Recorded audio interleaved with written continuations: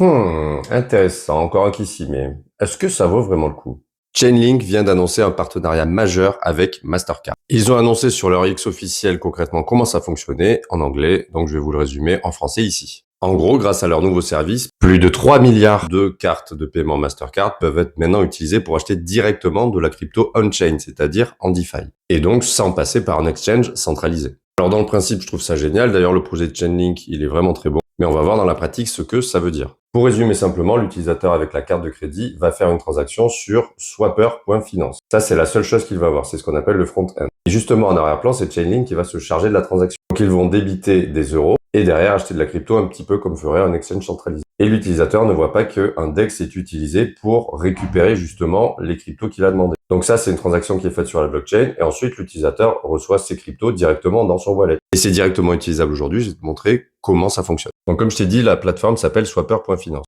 Et donc tu as cette interface-là qui te permet donc de dépenser des dollars ici et récupérer directement des cryptos. Et ça en DeFi.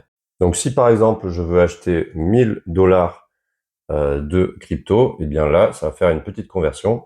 Ça va donner 0,37 Ethereum. Le truc, c'est qu'aujourd'hui, le cours de l'Ethereum est à 2423 dollars. Désolé pour l'écran dégueulasse. Et donc, si on fait 1000 divisé par 2424, ça nous fait 0,41. Et on est quand même assez loin des 0,37. Après, au niveau du process, je vous la fais courte, mais en gros, il faut se loguer, il faut donner des papiers d'identité avec une adresse mail, etc.